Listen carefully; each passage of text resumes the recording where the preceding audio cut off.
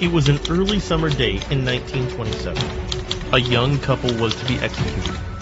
But before the triggers were pulled, the wife hugged her husband. We didn't have a wedding ceremony, so the gunshots today will be our ceremonial music.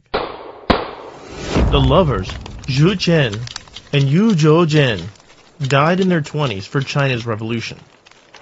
Nearly 50,000 early Communist Party members like them were killed within a year after the military coup.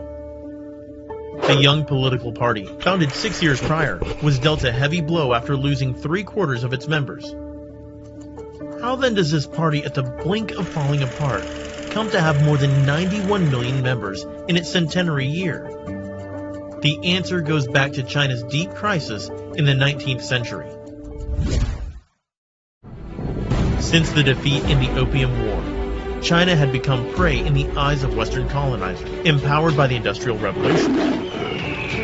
Forced concessions and indemnities ended up on the shoulders of ordinary Chinese.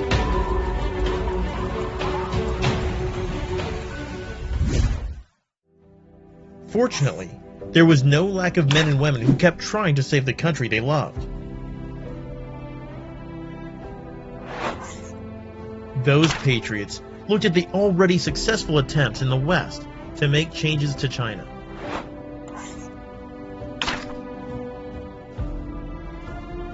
They tried to push for reform and build a constitutional monarchy, but it failed. They were able to build a democratic republic through revolution, but it did not last long.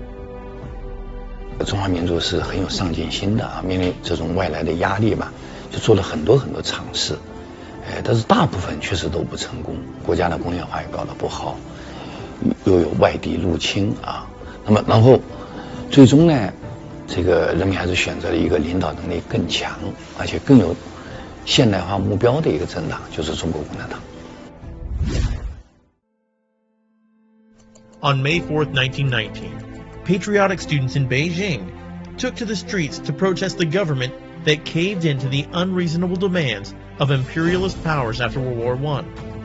The protests soon spread to more than 100 cities across China, with huge support from workers who went on strike.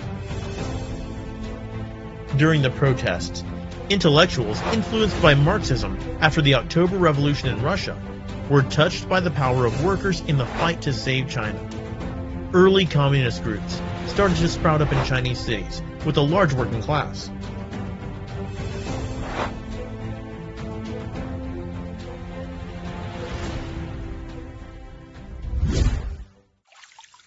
In 1921, the First National Congress of the CPC announced the official founding of the party. By then, there were more than 50 CPC members across the country. But this small political party had the answer to the question, what's the way out for China? 就是从它建立起，就下决心要深入下层，到占中国人口绝大多数的劳苦大众中去，开展群众工作。By then, Mao Zedong had found that a tenant peasant could save no more than 20 yuan after a full year of hard work in several field studies in Hunan province, which meant peasants in China had a harder life than farm cattle. But the needs of those peasants, the silent majority of Chinese people, were rarely noticed by previous reformers until the CPC. Such realization echoes with the essence of Marxism, which is to create a society without any exploitation. The party soon worked to mobilize peasants, paving the way for its unique revolutionary strategy of surrounding cities from the countryside, and eventually established a new China. The CPC's decision to choose Marxism as its guiding theory was a wise one that understood the misery and capacity of the many workers and peasants in China. And the only thing that draw people together is by addressing majority people's concern. When you side it with the overwhelming majority of the people, the peasantry, the workers, people in lower, you will get their support. The people know who best serve their interests, and therefore choose the CPC as the leadership to win independence. In Chinese, people say 选对对, which means choose wisely. Just as President Xi Jinping said, the path of socialism chosen by China is a choice made by history and by the people.